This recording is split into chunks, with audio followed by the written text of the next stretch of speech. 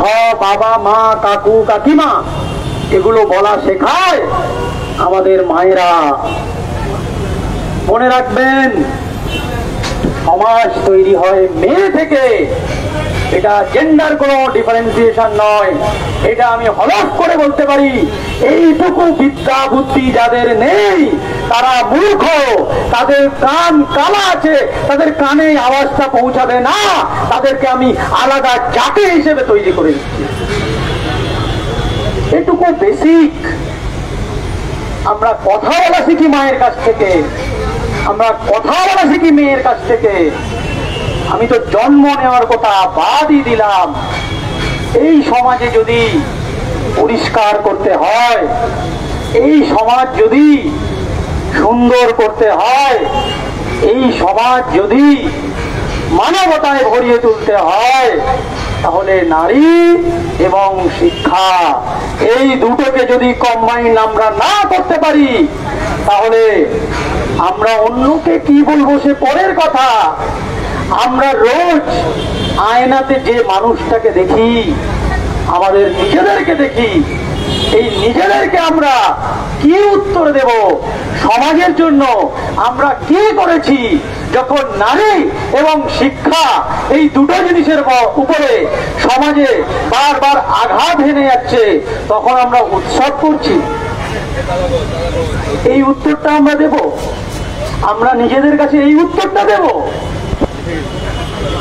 উৎসবের তালবেশ লাগিয়ে দিলে যে উৎসব হয়, ওই উৎসব আমরা যুগে যুগে দেখেছি, মধ্যযুগ থেকে দেখে আসছি, ইতিহাসে পড়েছি, ইতিহাস থেকে এগুলো সাক্ষী আছে। ওই উৎসবটাতে ওই নারীদেরকে আত্মরাত করতে হতো, ওই আমার মা বড়দেরকে কষ্ট পেতে হতো। 1820 সালে আমাদের মহামানব একজন জন্মগ্রহণ করেছিলেন, পণ্ডিত ঈশ্বরচন্দ্র বিদ্যাসাগর। তিনি আমাদের চোখ খুলে দেখিয়ে গিয়েছিলেন। তখনও সতীদাহ প্রথা ছিল, তখনও উৎসব হতো। এখন যেমন ফরমান জারি করে আপনারা বলছেন 5 জনের বেশি গ্যাদারিং হবে না, আমার তো মনে হচ্ছে ওই 5 জন ওই মধ্যযুগীয় উৎসব করত। 4 জন কাঁধে করে নিয়ে যেত আর 1 জন খই ছড়াতো। আপনারা কি ওই উৎসব ফিরিয়ে আনার কথা বলছেন? ওই মধ্যযুগীয় উৎসব, উৎসবের দন্তের সাথে আমাদের প্রবলেম নেই। ওই উৎসবে আমরা সবাই করি, উৎসবের আনন্দ সবাই চায়। কিন্তু আজকের উৎসবটা ওই দন্তেশ্বরলা উৎসব লাগছে না। একদিকে কিছু জন প্যান্ডেলে প্যান্ডেলে ফিতে কাটছে, আর আরেকদিকে আমাদের ওই 10 বছরের বোনের পোস্টমর্টম করার জন্য বডি কাটা হচ্ছে। এই দুটো কাটা একসঙ্গে হতে পারে না, আইদার এদিকে কাটা হোক, না হলে ওদিকে কাটা হোক। কোন উৎসবের কথা বলছে? আমরা নিজের জীবন বাজি রেখে আমাদের মাইনে বাড়ানোর দাবি করেছি, আমরা নিজেদের জীবন বাজি রেখে আমাদের পদোন্নতির দাবি করছি, আমরা নিজেদের জীবন বাজি রেখে আমাদের স্ট্যাটাস হাই আপ করার জন্য করছি না তো। আমরা নিজেদের জীবন বাজি রাখছি মেডিকেল কলেজগুলোতে, হসপিটালগুলোতে, যেগুলো সমাজের প্রত্যেকটা স্তরের মানুষ জীবনে কখনো না কখনো, যদি কখনো না যান অন্তত জন্মাবার সময় হসপিটালে যান, আর মৃত্যুর আগে একবার হসপিটালে যান। আরো একবার যায় কেউ, কিছু জন জেলে যাওয়ার পর হসপিটালে চেক আপ করানোর জন্য যান। এটা মিডিল ম্যান। যারা এই দুটো জায়গায় যান, জন্মের জন্য আর মৃত্যুর সময়ে, সমাজের সেই সব মানুষদেরকে আমি রিকোয়েস্ট করছি, আপনারা একটু ভাবুন। হসপিটাল বাঁচানোর লড়াই, হসপিটালকে মন্দির বানানোর লড়াই, স্বাস্থ্য ব্যবস্থা ভেঙে পড়া স্বাস্থ্য ব্যবস্থাকে নতুন করে সাজানোর লড়াই, হসপিটালগুলোতে রেপ কালচার, সমাজে সমাজে রেপ কালচার, এই কালচারগুলোকে উৎখাত করে দিয়ে একটা মানবতা বাঁচানোর কালচার, স্বাস্থ্য বাঁচানোর কালচার, সমাজ বাঁচানোর কালচারে আমরা বিশ্বাস করি। সেই কালচারটা ফিরিয়ে আনার চেষ্টা করছি। আমাদের যতটুকু সম্ভব, আমাদের যতটুকু শক্তি, ওই কালচারটা ফিরে আসার জন্য আজকের আমরা আমরণ অনশন করছি। শুধু জল খাচ্ছে বিশ্বাস করুন, সিসিটিভি লাগানো হয়েছে, সাধারণ মানুষ লাখ লাখ আছেন, মিডিয়া বন্ধুরা আছেন, জল ছাড়া আর অন্য কিছুতে তারা স্পর্শ করছে না। কেন জানেন? এই সমাজে যারা খেতে খেতে একটা টাইমে কাঠমানি পর্যন্ত খেয়ে নিচ্ছে, তাদের বিরুদ্ধে এই লড়াই। আমরা খাচ্ছি না, আমরা এখানে নিজেদের জীবন বাজি রেখেছি।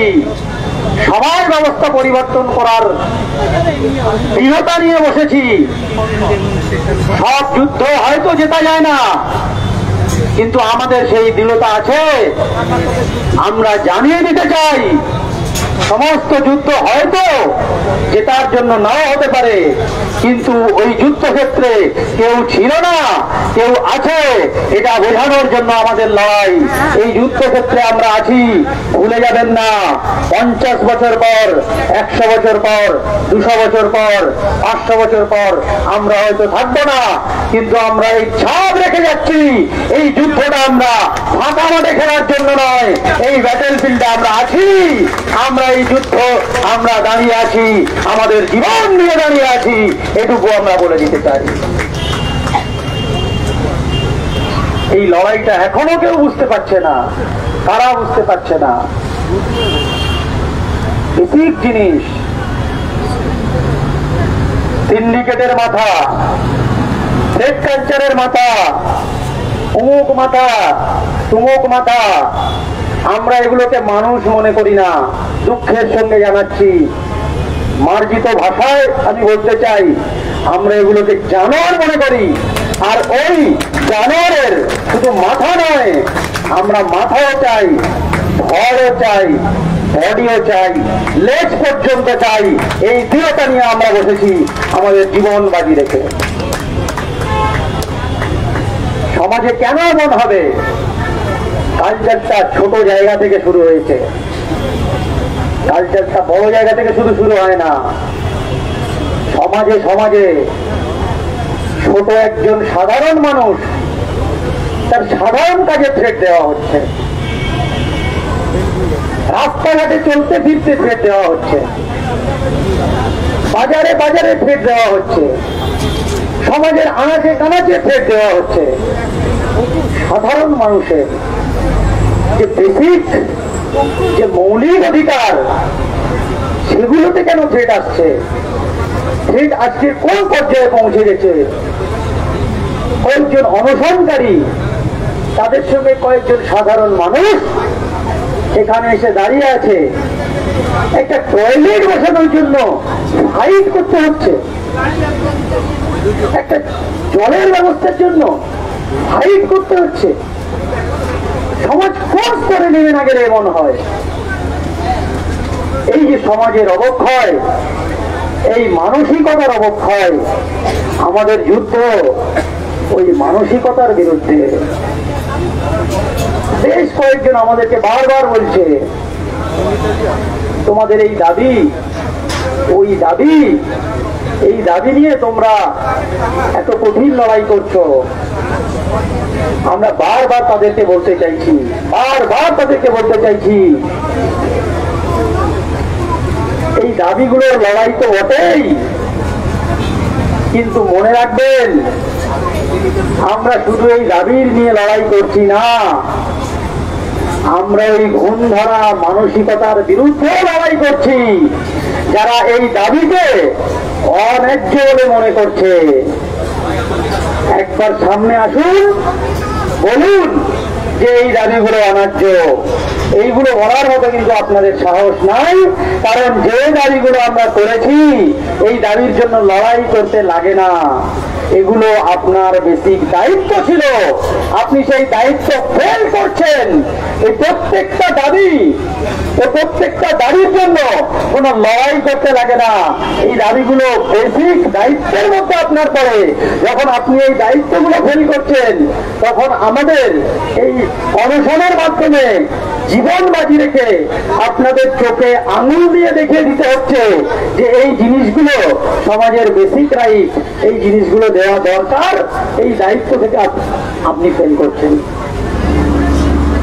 আমরা প্রথম দিন থেকে বলেছি, কখনো কোনো ক্ষেত্রে কোনো অন্যায়ের বিরুদ্ধে লাখো লাখো মানুষ একসঙ্গে গর্জে ওঠে না, দিকে দিকে আগুনটা বাড়ে। মানুষের বুঝতে হয়, মানুষের সেই ব্যাপারটাকে বোধগম্য হতে হয়, সময় লাগে। কিন্তু ইতিহাস কথা বলেছে, আমরা এও দেখেছি, যদি সত্য এবং সঠিক পথে কেউ দৃঢ়তার সঙ্গে থাকে, সে একা থাকবে না, লাখো লাখো মানুষ ধীরে ধীরে তার পিছনে আসবে, এটাই সত্য। শুধু মানুষের কথা ছেড়ে দিলাম, বনে একটা বন জঙ্গলের মাঝে আমরা দেখেছি কোনো গাছ যদি কাটা পড়ে যায়, কোনো গাছ যদি শুকিয়ে যায়, আশেপাশের গাছগুলো নিজেদের শিকড়গুলো বিস্তার করে, ওই মরা গাছ কিংবা ওই কাটা গাছ কিংবা ওই শুকিয়ে পড়া গাছের নিজেদের শিকড় দিয়ে বাঁচানোর চেষ্টা করে। আর ওই শিকড়গুলো ধীরে ধীরে যখন ওই শুকনো গাছ, মরা গাছ কিংবা কাটা গাছকে দেয়, তখন ওই কাটা গাছটা ধীরে ধীরে নতুন করে পাতা জন্মায় ওই না কাটা গাছগুলোতে। আজকের আমরা দেখেছি আমাদের এই সমাজে যখন আমাদের আন্দোলনকে ভেঙে ফেলা হচ্ছে, যখন আমাদের প্রতিবাদকে কেটে ফেলা হচ্ছে, তখন আপনাদের মতো সাধারণ মানুষগুলো নিজেদের শিকড় এনে, প্রতিবাদের আগুন এনে আমাদের এই গাছের সঙ্গে জুড়ে দিয়েছেন এবং আমাদের এই গাছটাকে আরো সুন্দর করে উজ্জীবিত করে নতুন বড় গাছে পরিণত করেছেন। এবং এই গাছের শিকড় এত শক্ত হয়েছে, আমরা ওই অন্যায়কারীদের গাছ, ওই অন্যায় এবং নোংরা মানসিকতাদের গাছগুলোকে সমূলে উপড়ে ফেলে তবে থামবো, এই দৃঢ়তা রেখে আমরা নিজেদের জীবন বাজি রেখেছি। আমাদের চাওয়া পাওয়া কি আছে? বারবার আমরা বলছি, যারা কোনো কথা বলছেন, যারা বিদ্রুপ করছেন, যারা গালি দিচ্ছেন, তারা নিজেদের আয়নার সামনে গিয়ে দাঁড়ান, জিজ্ঞাসা করুন আজকের নারী শিক্ষার বিরুদ্ধে, আজকের মহিলাদের বিরুদ্ধে, আজকের সমাজে এই যে রেপ কালচার হচ্ছে,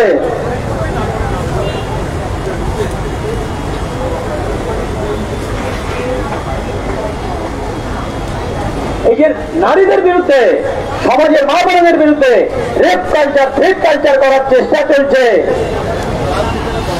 এটা যে সমাজের কত বড় অবক্ষয় আমরা আর কিভাবে বোঝাবো? আপনারা আর অন্য কিছু না করেন, অন্তত পক্ষে নিজেদের আয়নার সামনে যান আর নিজেদেরকে কোশ্চেন করুন। আপনার মেয়েটা, আপনার ওয়াইফটা, আপনার মাটা, তাকে আপনি আপনার ঘরে কতটা স্বাধীনতায় রেখেছেন? Charity begins at home. আমার মায়েরা যারা রান্না করে বাড়িতে, অন্য কোনো কাজ করে না, শুধু রান্না বান্না করে পরিবার সামলায়, মনে রাখবেন ওটাও তার কর্মক্ষেত্র।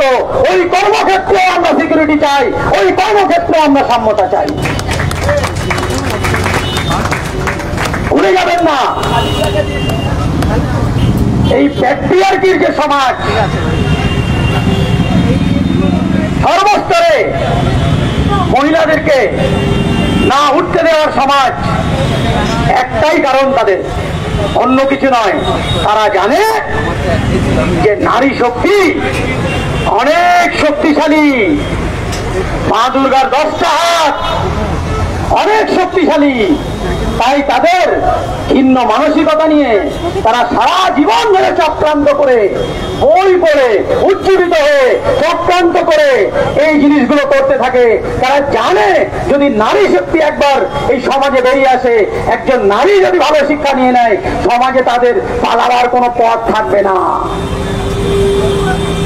তাই তারা এত ভয় পায়। আমরা বারবার উদাহরণ দিয়েছি। একটা হরিণ,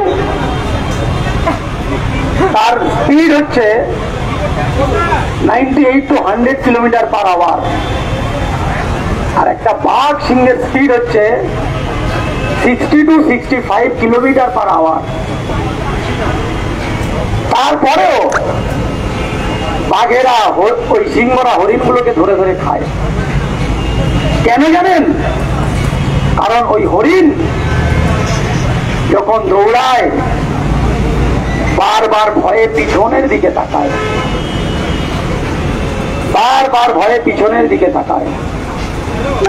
আমি ওই বাঘ হরিণের উদাহরণ দিয়ে আমি এখানে বোঝাতে চাইছি, ভয় পেলে চলবে না।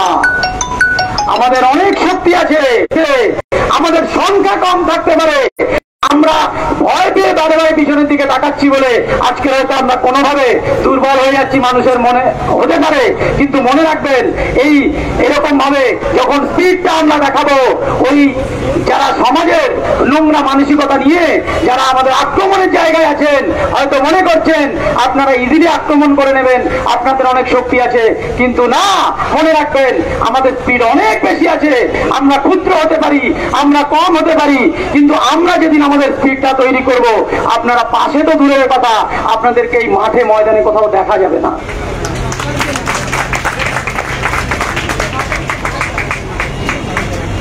দুটো চক্রান্ত সমাজ চলছে। এক চক্রান্ত আমি বললাম এতক্ষণ ধরে বুঝিয়ে বুঝিয়ে, যেহেতু মানুষ শিক্ষিত হয় বাড়ি থেকে, মেয়েদের কাছ থেকে, মায়েদের কাছ থেকে, তাই চক্রান্ত করে নারী শিক্ষাকে বন্ধ করে দাও, তাই চক্রান্ত করে মেয়েদের স্কুলে যাওয়া বন্ধ করে দাও, চক্রান্ত করে মেয়েদেরকে উপরে ওঠা বন্ধ করে দাও। আর এই চক্রান্ত কিভাবে করা যায়? 1 নাম্বার, ভয় দেখিয়ে। যদি ভয় না পায় তাহলে তাকে মার্ডার করে দাও, তাও খুন করে দাও, তাকে রেপ করে দাও, এরকম ধরনের ভয় দেখিয়ে দাও যারা এরা সমাজে উঠতে না পারে উপরে। আমাদের সমাজে যেহেতু এই শিক্ষাটা বাড়ি থেকে তৈরি হয়, মায়েদের থেকে হাত থেকে তৈরি হয়, তাই আজ এদের এই বিদ্রুপ, তাই এদের এই চক্রান্ত। কারণ না, মায়েরা যদি শিক্ষিত হয়ে যায়, সেই সমাজে ভদ্র, সভ্য, শিক্ষিত বাচ্চা তৈরি হবে। ভবিষ্যতে সে এরকম অভদ্র, অশিক্ষিত, নোংরা সমাজের যারা নেতা নেত্রী আছে তাদের বিরুদ্ধে কথা বলবে। তাই এটা চক্রান্ত। এদেরকে নিয়ে আজকের আপনি দেখবেন পাহাড়ে থাকা যত লোক আছে, যত পলিটিক্যাল পার্টি আছে, আমি সেগ্রিগেশন করবো না, তাদের প্রথম প্রেফারেন্স অশিক্ষিত, তাদের প্রথম প্রেফারেন্স খুনি, তাদের প্রথম প্রেফারেন্স রেপিস্ট, সেগুলোকে তারা নেতা বানাচ্ছে। সমাজে আর কত অবক্ষয় আমরা দেখবো। অবক্ষয় হতে হতে হতে হতে সেমিনার রুমে পৌঁছে গেছে, যেখানে পড়াশোনা হয়। মাঠে ঘাটে, রাস্তায়, বাজারে যুগ যুগ ধরে হয়ে আসছে। আজকে সেমিনার রুমে পৌঁছে গেছে। ভালো করে বোঝার চেষ্টা করুন, ওখানে শুধুমাত্র একটা মেয়েকে মারা হয়নি, ওখানে শুধুমাত্র একজন মেয়েকে রেপ করা, ধর্ষণ করা হয়নি, ওখানে একজন মেয়েকে মারা হয়েছে, ওখানে একজন মেধাকে মারা হয়েছে, ওখানে একজন শিক্ষাকে মারা হয়েছে, ওখানে একজন সেমিনার রুমকে মারা হয়েছে, ওখানে একজন শিক্ষা ব্যবস্থাকে মারা হয়েছে, ওখানে একটা স্বাস্থ্য ব্যবস্থাকে মারা হয়েছে, ওখানে একটা সুন্দর সমাজ ব্যবস্থাকে মারা হয়েছে। এটুকু কেউ বুঝছে না। আর কতদিন বুঝতে সময় লাগবে? আজকে সেমিনার রুম যেখানে পড়াশোনা করা হয়, কালকের ইউনিভার্সিটি,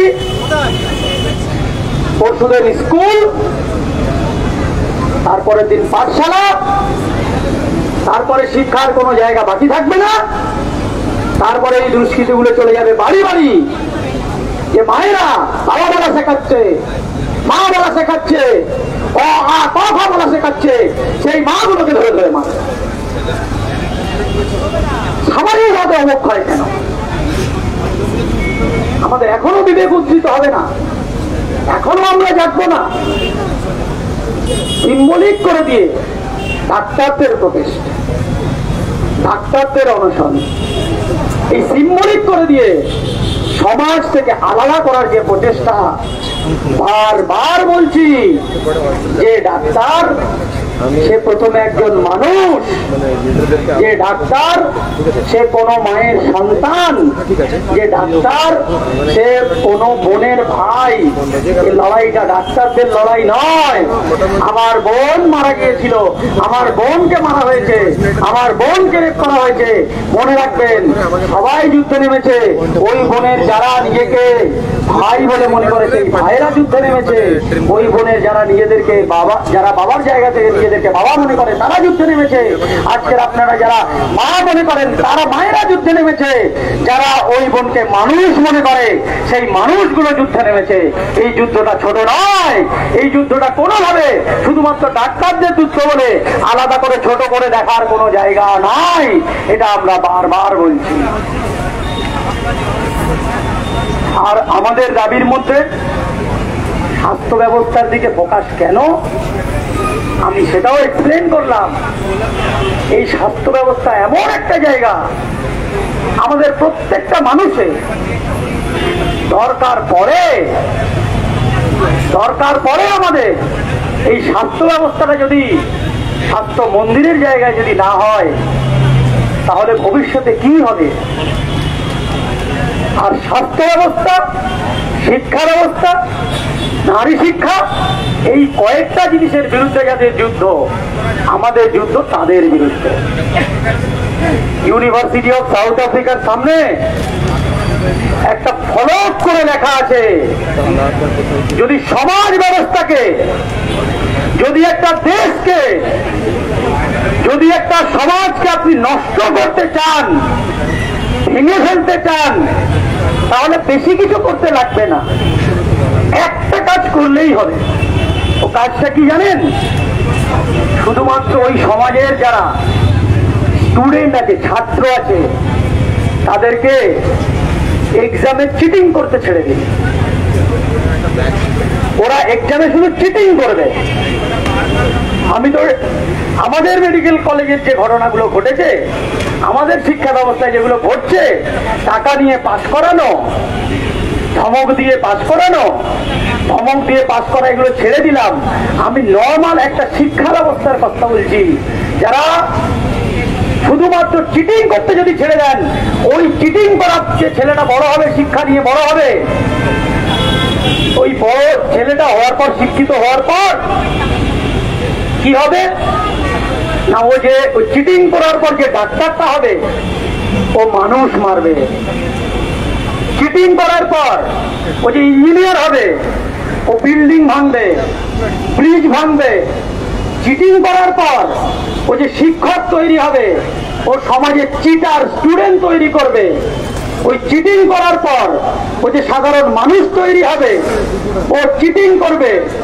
আর চিটিং করার পর ও যখন বড় হবে, নেতা তৈরি হয়ে যাবে।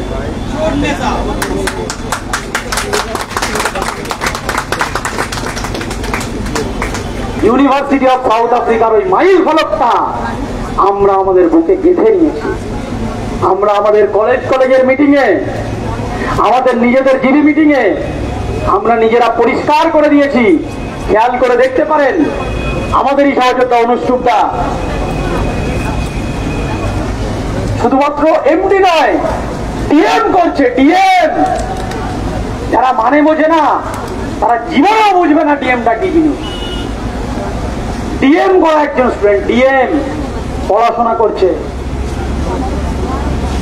বারবার আমরা বলছি, আমরা নিজেরা নিজেদের কলেজে গিয়ে বলেছি, নিজেদের কলেজের কাউন্সিলিং এর মিটিং এ বলেছি, স্যারেদেরকে রিকোয়েস্ট করেছি, আমাদের শিক্ষকদের, যে যদি আমরা যারা প্রতিবাদ করছি, যারা অনশন করছি, এই অন্যায়ের বিরুদ্ধে লড়াই করছি, পরীক্ষার সময় যদি আমরা ঠিকঠাক লিখতে না পারি আমাদেরকে ফেল করিয়ে দেবেন, এটাও আমাদের দাবি। আমরা বলেছি আমরা পড়াশোনা করে নিজেদের চিটিং না করে, ঘুষ না দিয়ে নিজেদের জায়গা তৈরি করতে চাই, আমরা এক্সাম্পল তৈরি করতে চাই সমাজের কাছে। ইউনিভার্সিটি অফ সাউথ আফ্রিকার মাইল ফলকের মতো এই সমাজ ব্যবস্থা আবার নতুন করে গড়তে হবে। হতে পারে আমাদের এই ক্ষুদ্র যুদ্ধ দেখে মনে হচ্ছে মাত্র 7 জন বন্ধুর যুদ্ধ, না, এই 7 জন বন্ধুর মনে যে স্পৃহা আছে, আমাদের সমস্ত মেডিকেল কলেজের WBJDF এর মনে যে স্পৃহা আছে, সমাজে আমাদের সঙ্গে আপনাদের মতো যারা দাঁড়িয়ে থাকা, বাড়ি থেকে আমাদের সঙ্গে থাকার মেসেজ দেওয়া, বাড়ি থেকে আমাদের সঙ্গে থাকার জন্য আর্থিক সাহায্য দেওয়া, মানসিক সাহায্য দেওয়া, প্রত্যেকের মনে যে স্পৃহা আছে, এই স্পৃহাগুলোকে, এই আগুনগুলোকে আমরা একত্রিত করে একসঙ্গে জুড়ে একটা সমাজ ব্যবস্থার যে স্বপ্ন, সুন্দর স্বাস্থ্য ব্যবস্থার যে স্বপ্ন আমরা দেখছি, এই স্বপ্নটা আমাদের মন থেকে আমরা মরে যেতে দেব না। জীবনের শেষ বিন্দু পর্যন্ত ওই যুদ্ধটা আমরা চালিয়ে যাব, এই অঙ্গীকার করে আমরা আমাদের জীবন বাজি রেখেছি, এই কথাও আমরা বলে দিতে চাই।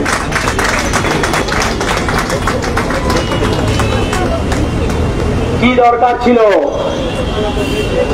বেশ কয়েকদিন এই কথা বলতে বলতে আমাদের মুখে থুতু শুকিয়ে যাচ্ছে।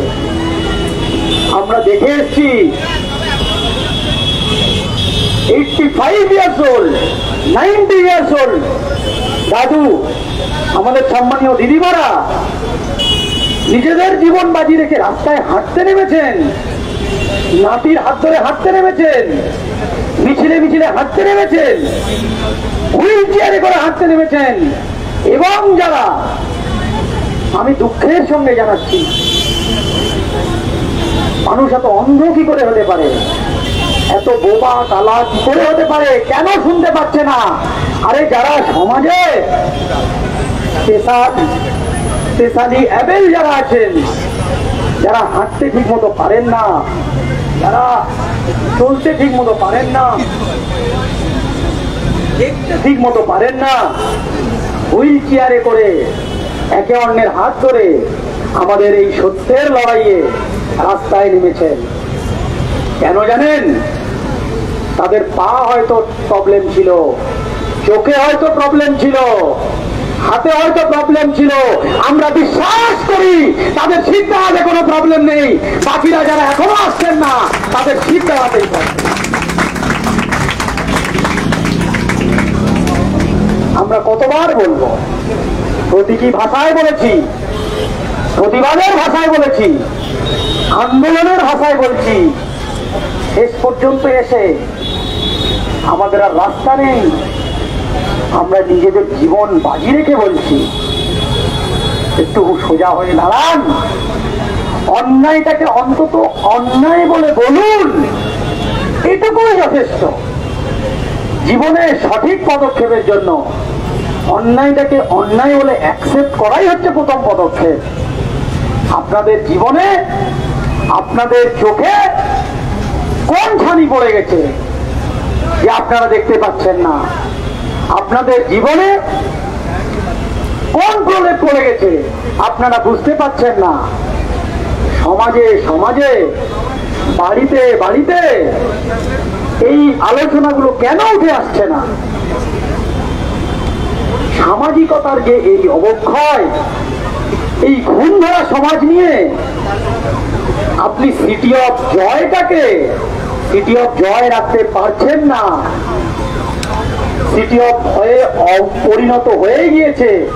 জয়নগর আর জয়নগর নেই, জয়নগর আজ ভয়নগর হয়ে গেছে। আর কি চান আপনি?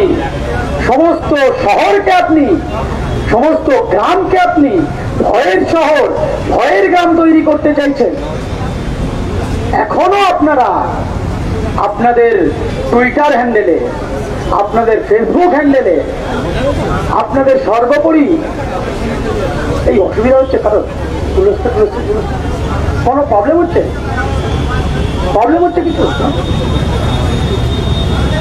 সমস্ত সমাজের প্রত্যেকটা জায়গা থেকে তারা যে এখনো নিজেদের নোংরা মানসিকতার পরিচয় বারবার দিচ্ছেন, আমরা এখান থেকে হাত জোর করে রিকোয়েস্ট করছি, আপনারা কিছু কিছু জন যে অশিক্ষিত, আপনারা কিছু কিছু জন যে মূর্খ, আপনারা যে কিছু কিছু জন বিবেকহীন, আপনারা যে কিছু কিছু জন দয়াহীন, আপনারা যে কিছু কিছু জন জ্ঞানহীন, এটা প্রমাণ করার জন্য ফেসবুকে লেখালেখি করতে হবে না, আমরা অলরেডি বুঝে গেছি।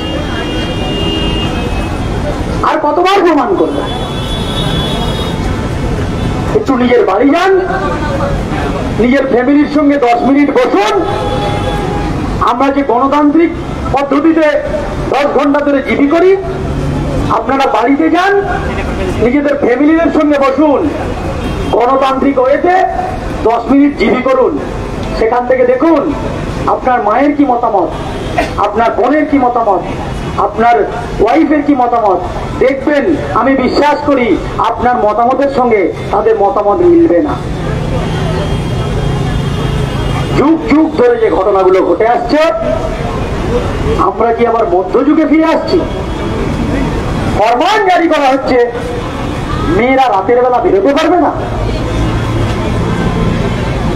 এরকম একটা ফরমান জারি করার জন্য আমি তো নিজে লজ্জিত হচ্ছি এটা বলার জন্য। তাদের কি লজ্জা করে না? এই সমাজে, এই ঘর, এই শিক্ষা, এই স্বাস্থ্য, এই রাস্তা, এই রাজপথ যতটা তোমার আছে, যতটা আমার আছে, ততটা আমার মায়ের আছে, ততটা আমার বোনের আছে, সবাই এখানে সমান স্টেক হোল্ডার, 50-50 স্টেক হোল্ডার। এটা কিন্তু ভুলে গেলে চলবে না। কতটা অবক্ষয় হচ্ছে সমাজ, আমরা বারবার এই কথাগুলো বলে আসছি। এবার শেষে আসি আমাদের এই দাবিগুলো, 10 দফা দাবি। আপাত দৃষ্টিতে অনেকজন মনে করছেন এগুলো তো ডাক্তারদের দাবি। আমরা তাদের এই আপাত দৃষ্টিটাকে একটু ক্লিয়ার করতে চাই। বেসিক জায়গাগুলো বলুন। আমরা যে বলেছিলাম ফেক কালচার, আমরা যে বলেছিলাম স্টুডেন্টরা কলেজে কলেজে ভয় দেখিয়ে, পয়সা দিয়ে নাম্বার পেয়ে যাচ্ছে, সেটা কি আমরা প্রুফ করতে পারিনি? মিডিয়াতে দেখলে আমরা বুঝতে পারবেন। আপনারা গতকাল আমাদের শুধু আরজিকর মেডিকেল কলেজে, একটা মেডিকেল কলেজে 59 জনের জন্য নাম্বার আমরা বার করতে পেরেছি এবং তাদের দৃষ্টান্তমূলক শাস্তি আমরা দিয়েছি। এবং তারা প্রত্যেকেই ডাক্তারি পড়ুয়া এবং ডাক্তার।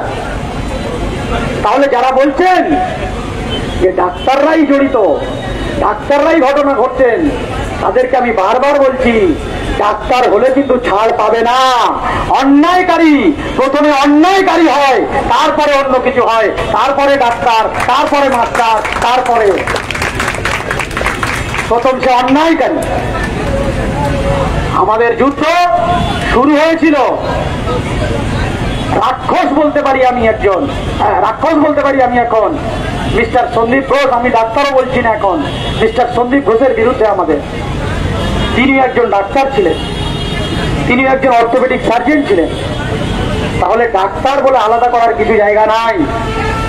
আমাদের যুদ্ধ, সে ডাক্তার হতে পারে, সে ইঞ্জিনিয়ার হতে পারে, সে লয়ার হতে পারে, সে যেই হতে পারে। আমাদের যুদ্ধ যে অন্যায়কারী তার বিরুদ্ধে আমাদের যুদ্ধ। আর এই যুদ্ধে নেতা নেত্রীরা বাদ পড়ে যাবেন, এটা আপনারা ভেবে থাকবেন না। অন্যায়কারী যদি নেতা নেত্রী হন, তিনিও কিন্তু বাদ পড়বেন না, কারণ আমাদের লিস্টে সবাই আছেন, সমস্ত অন্যায়কারীরা। তাহলে আজকের দিনে কোনো অন্যায় ঘটে যাওয়ার পর সেই অন্যায় ধামাচাপা দেওয়ার জন্য এত প্রচেষ্টা কেন, এটা আমাদের করছেন। প্রথম দিন থেকে আমরা বলেছিলাম যে আমাদের আন্দোলনের সফলতার জায়গাটা, আমি একটা কোট আবার রিপিট করছি, যে সফলতা যদি একটা সুন্দর ফুল হয়, বিনম্রতা হচ্ছে তার সুগন্ধ। আমরা সফলতা পাওয়ার জন্য সেই বিনম্রতার পথটাকে বেছে নিয়েছি। কিন্তু এটা মনে করবেন না যে আমরা দুর্বল হয়ে পড়েছি। এই বিনম্রতাটাকে নমনীয়তা ভাববেন না, এটা আমাদের অনেক কঠিন অস্ত্র। আমরা নিজেদের জীবন বাজি রেখেছি, আমরা কিন্তু কোনোভাবে দুর্বল হইনি। আমরা বারবার হুঁশিয়ারি দিয়ে বলছি, আমরা আপনাদের ওই যে বন্ধ চোখ, বন্ধ কান, সবচেয়ে বড় কথা বদ্ধ হৃদয়, ওই হৃদয়ে আমরা আঘাত করতে চাইছি। ওই পাষাণ হৃদয়টাকে একটু দুর্বল করুন, আপনার আর কিছু বেশি লাগবে না। ওই পাষাণ হৃদয় বলতে গিয়ে আমরা বলছি যে 9 তারিখের ঘটনায় আমাদের বনের উপরে ওই যে পাশবিক, ওই যে মর্মান্তিক ঘটনা ঘটেছে, ওই ঘটনা যেমন আমরা ভুলছি না, তেমন আমাদের এই হৃদয়টাকে আমরা পাথর বানিয়ে নিয়েছি। কোনো ভয়, কোনো ভাই গো, বোন গো, বাবা গোতেও আমরা গলছি না। আমাদের এই যুদ্ধ চলছে, এই যুদ্ধ চলবে। বন্ধুগণ, আমরা বিভিন্ন আমাদের সবার যারা যেখানে যে রকমের বক্তব্য রাখে, সমস্ত বক্তব্যতে আমরা বারবার যেটা বলে এসেছি, আমরা এবং আপনারা সামনে যারা আছেন, সাপোর্টে যারা আছেন, কিংবা বিপক্ষে যারা আছেন, যাদের মধ্যে শিক্ষা আছে, যাদের মধ্যে জ্ঞান আছে, যদি তাও একটু কমই থাকে, যাদের মধ্যে মানবতা এখনো বেঁচে আছে, তারা এই ব্যাপারটা বুঝতে চেষ্টা করুন। শুধু এইটুকু বুঝলেই হবে যে আমাদের এই যুদ্ধটা হতে পারে এটা একটা প্রতীকী যুদ্ধ, কিন্তু প্রত্যেকটা সমাজে আমার তো মনে হয় আমাদের যে 10 দফা দাবি, শিক্ষক সমাজে, থিয়েটার সমাজে, অন্যান্য প্রত্যেকটা সমাজে এই 10 দফা হবে না, 50 দফা দাবি হয়তো তাদের পড়ে আছে, কেউ সেদিকে কর্ণপাত করছে না। আমরা বারবার বলে এসেছি, যেদিন আমরা এই আঘাত দিতে দিতে, এই বলতে বলতে, আমাদের ভাষার মাধ্যমে বলতে বলতে ওই ওদের পাষাণ হৃদয়টাকে গলাতে পারবো, ওদের ওই চোখে ছানি পাওয়াটাকে সরাতে পারবো, আমার মনে হয় তাহলে সমাজে কিছু একটা উন্নতি, কিছু একটা পরিবর্তন হবে। এখানে 10 দফা দাবি মানলে সেখানেও 10 দফা হয়তো দাবি মানা হবে। তাই আমাদের যুদ্ধে সবাইকে সঙ্গে পেয়ে আমরা আপ্লুত এবং আমরা অনেক বেশি শক্তিশালী হতে চলেছি। অন্য কোনো কিছুর জন্য যুদ্ধ নয়, ব্যক্তি স্বার্থ, ক্ষুদ্র স্বার্থ এখানে নয়। আজকে এই যে আমরা সাহসিকতার বীজ বপন করতে চাই, অন্যায়ের বিরুদ্ধে ধৈর্যতার বীজ বপন করতে চাই, মানবতার বীজ বপন করতে চাই, যাতে ভবিষ্যতে 10 বছর পর, 20 বছর পর, 50 বছর পর অন্য কাউকে তো দূরের কথা, আয়নার সামনে নিজেকে যেন বলতে পারি যে হ্যাঁ, কিছু সমাজ, কিছু ভালো করার জন্য আমরা কাজ করেছিলাম। আমরা অন্য কোনো স্বার্থে এখানে এসে ঘন্টার পর ঘন্টা আমরা দাঁড়িয়ে নেই এই গরমে, বিনা ফ্যানে এই রাস্তায় আমরা দাঁড়িয়ে ঘন্টার পর ঘন্টা এমনি নেই। আমরা ওই জায়গাটা সবাই মিলে এসেছি ওই বীজটাকে বপন করতে, ওই বীজটা সমাজ পরিবর্তন করার বীজ হয়ে দাঁড়াবে।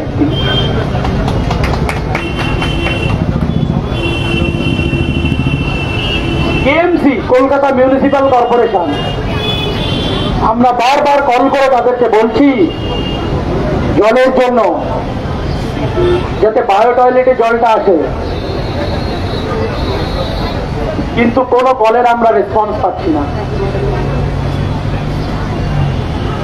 বোঝা যাচ্ছে কিভাবে আমাদের থামানোর চেষ্টা করা হচ্ছে। আরে আমাদেরকে থামিয়ে দিন, আমাদেরকে উঠিয়ে দিন। আমাদেরকে মেরে এখান থেকে বার করে দিন, কিন্তু যেটা আপনি পারবেন না, আমি হুঁশিয়ারি দিয়ে বলছি, আমাদের এই ভাবনাটাকে উপড়ে ফেলতে পারবেন না, আমাদের এই যুদ্ধটাকে উপড়ে ফেলতে পারবেন না, আমাদের এই সাহসিকতাকে উপড়ে ফেলতে পারবেন না। মেরে ফেলা অনেক সহজ, উঠিয়ে দেওয়া অনেক সহজ, কোনো ভাবনাকে মারতে পারবেন না। আমি তো উদাহরণ দিলাম 1820 সালে জন্মগ্রহণ করা পণ্ডিত ঈশ্বরচন্দ্র বিদ্যাসাগরের ওই ভাবনা আজকের 200 বছর পর যেমন আমাদের মন থেকে কেউ উঠাতে পারেনি,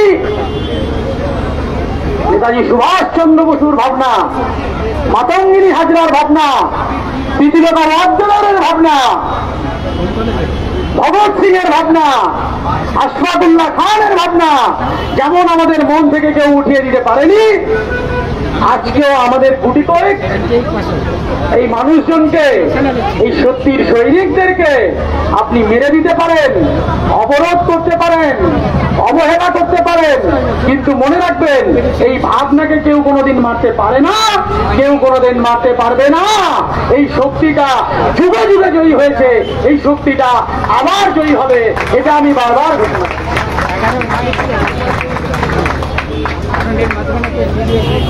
বন্ধুগণ, আমরা একটা বিশেষ ঘোষণা করতে চাই। আমাদেরকে বিভিন্ন জন বিভিন্ন কলেও জানতে চাইছেন যে আমাদের নেক্সট এখানে কিছু প্ল্যান, আমরা আমাদের এই মঞ্চের পাশে ব্যবস্থা করব এবং সেটা অফিসিয়ালি আমরা একটা ফর্মে জানাবো।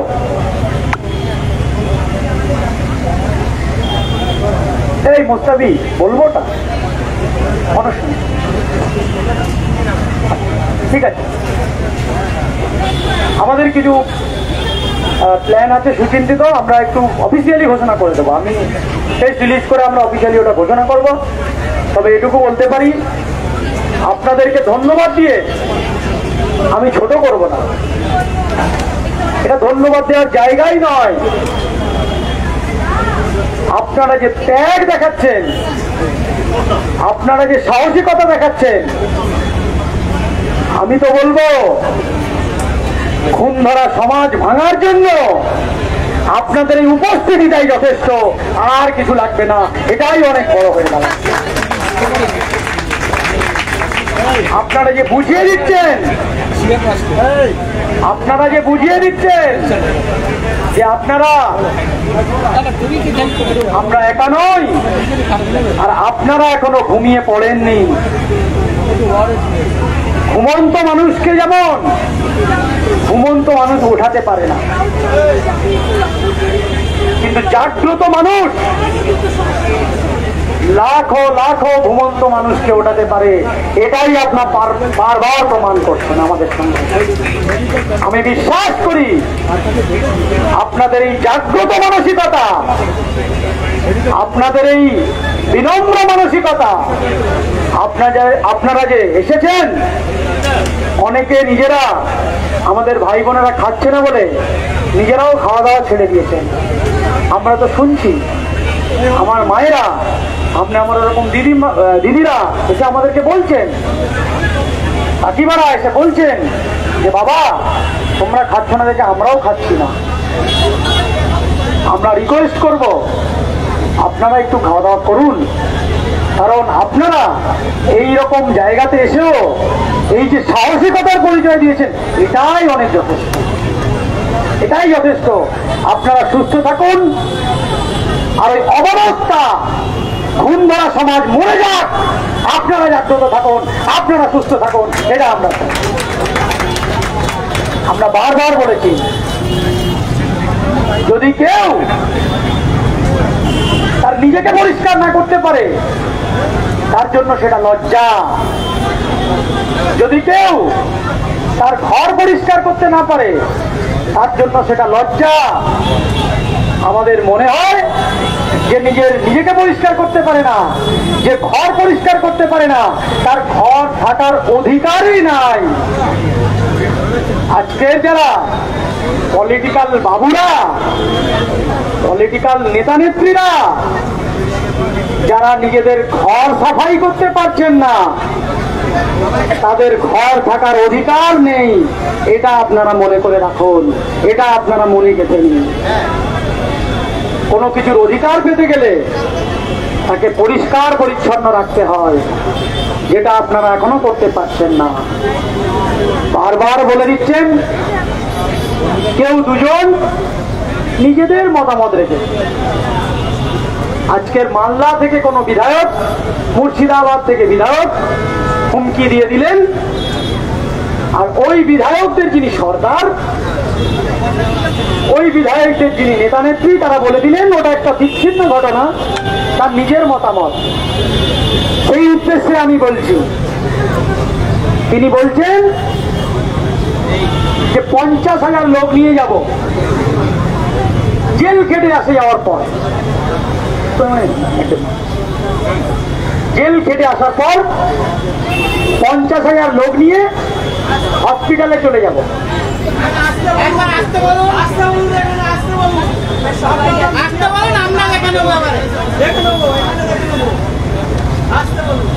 আমরা আমাদের জায়গা থেকে তাদেরকে বলছি 50,000 লাগবে না,